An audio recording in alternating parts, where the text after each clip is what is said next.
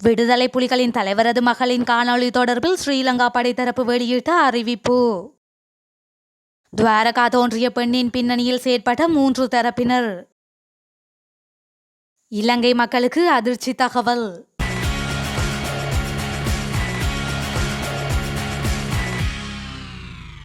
விடுதலை புலிகளின் தலைவர் பிரபாகரனின் மகள் என கூறி கடந்த 27ஆம் திகதி இடம்பெற்ற மாவீரர் தினத்தில் சமூக வலைதளங்களில் வெளியான காணொளி போலியானது என்றும் அந்த காணொளி வேறொரு பெண்ணின் காணொளி என்றும் ஸ்ரீலங்கா பாதுகாப்பு படையினர் மற்றும் சமூக வலைதள ஆர்வலர்கள் தெரிவித்துள்ளனர். மாவீரர் நாளன்று மாலை வெளியாகிய அந்த காணொளியில் பிரபாகரனின் மகள் உயிருடன் இருப்பதாகவும் AI தொழில்நுட்பங்கள் மூலம் தொடர்பு கொள்வதாகவும் புலிகள் கூறியுள்ளனர்.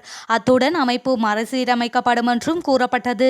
எவ்வாறாயினும் இது தொடர்பான காணொளியை பாதுகாப்பு தரப்பினர் ஏற்கனவே கண்காணித்து வரும் நிலையில் அந்த காணொளியை பார்த்த வடக்கின் சமூக ஊடக ஆர்வலர்கள் பலர் அது போலியானது என தெரிவித்துள்ளனர். பிரபாகரன் தனது வாழ்நாளில் தனது குடும்ப உறுப்பினர்களை எந்த வகையிலும் ஊக்குவிக்கவில்லை என்றும் குடும்ப உறுப்பினர்கள் அனைவரும் போரின் போது இறந்துவிட்டார்கள் என்றும் இது ஏதோ ஒரு வகையில் இந்தியாவின் அரசியல் ஆதாயத்திற்காக உருவாக்கப்பட்டது என்றும் சந்தேகிக்கப்படுவதாக கூறப்படுகின்றது. எனினும் இது தொடர்பான காணொளி வெளியானதும் உலகம் முழுவதும் உள்ள விடுதலை புலி ஆதரவாளர்கள் பெருமளவு பணம் வசூலித்துள்ளதாகவும் ஸ்ரீலங்கா பாதுகாப்பு தரப்பு வட்டாரங்கள் தெரிவித்துள்ளன. தமிழீழ விடுதலை புலிகளின் இயக்க தலைவர் பிரபாகரனின் மகள் துவாரகா சுவிட்சர்லாந்தில் இருக்கின்றார் என்ற செய்தியை சிலர் பரப்பிய போதே அதன் நம்பகத்தன்மை பற்றி பலராலும் கேள்வி எழுப்பப்பட்டது. அதன் ஒரு கட்டமாகவே துவாரகா என்ற நாடகம் மாவீரர் தினத்தன்று அரங்கேற்றப்பட்டதாக மூத்த ஊடகவியலாளர் ரா துரைரத்னம் தெரிவித்துள்ளார். இது தொடர்பில் அவர் மேலும் தெரிவிக்கையில், இது ஒரு கேலி கூத்து என்பதை பெரும்பாலான தமிழ் மக்கள் உணர்ந்து கொண்டனர். துவாரகா என கூறிக்கொண்டு அப்பெண் வாசித்த அறிக்கை கூட ஒரு கேலி கூத்தாகவே இருந்தது. இந்திய சொல்லாடல்களே இந்த அறிக்கையில் காணப்பட்டன. மாநிலம் என்ற சொல்லாடல் இலங்கையில் பாவிப்பதில்லை. அது இந்திய சொல் வழக்கு. தனது தந்தையின் பெயரை கூட உச்சரிக்க தெரியாத பெண்ணாகவா துவாரகா வளர்ந்தார். இந்த நாடகத்தின் பின்னணியில் 3 தரப்புகள் செயற்பட்டதை அவதானிக்க முடிகின்றது.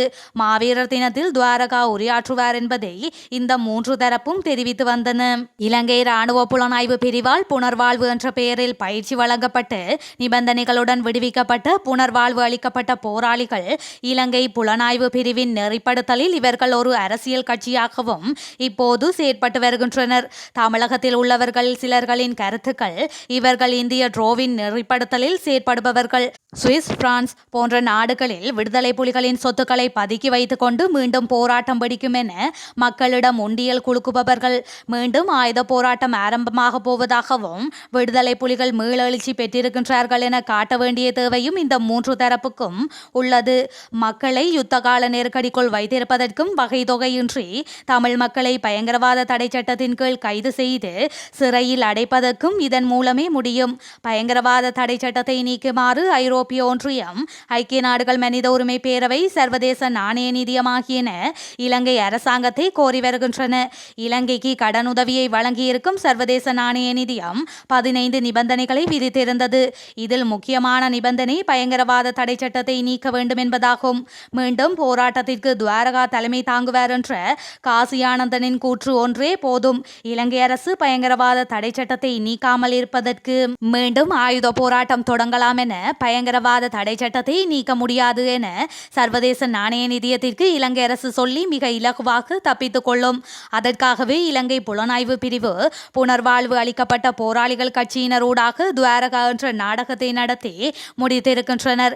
இலங்கையில் குறிப்பாக வடக்கு கிழக்கில் குழப்பமான சூழல் நிலவ வேண்டும் என்பதே இந்திய ட்ரோவின் நோக்கமாகும். தமிழர் ஒருங்கிணைப்பு குழு, நாடு கடந்த தமிழீழ அரசாங்கம், உலக தமிழர் வரலாற்று மையம் என்ற இந்த 3 அமைப்புகளும் இது பற்றி மௌனம் காத்து வருகின்றன. இது பற்றி மக்களுக்கு தெளிவுபடுத்த வேண்டிய பொறுப்பு இவர்களுக்கு உண்டு. அதனை செய்வார்களா என அவர் மேலும் கேள்வி எழுப்பியுள்ளார்.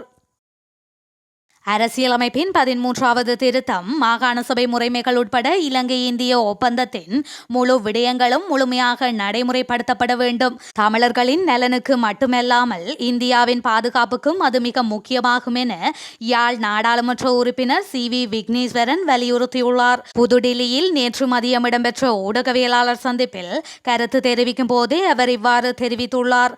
ஈழத்தமிழர் நிலைமை தொடர்பான கருத்து பரிமாறல் அரங்கு ஒன்றில் பங்கு பெற்றுவதற்கு புதுடில்லிக்கு விக்னேஸ்வரன் விஜயம் மேற்கொண்டிருந்தார். இந்த கருத்து பரிமாறல் அரங்கை ஒட்டி நடைபெற்ற ஊடகவியலாளர் சந்திப்பில் அவர் மேலும் கருத்து தெரிவிக்கையில், இலங்கையில் தமிழர்களின் தாயகமான வடக்கு கிழக்கை ஆக்கிரமித்து சூறையாடி கொண்டிருக்கின்றது சிங்கள இனவாத அரசு. காணிகள் ஆக்கிரமிப்பு, திட்டமிடப்பட்ட சிங்கள குடியேற்றங்கள், புராதன தலங்கள் மற்றும் கோவில்கள் அழிப்பு என்று நீண்ட நாச வேலைகள் தொடர்கின்றன.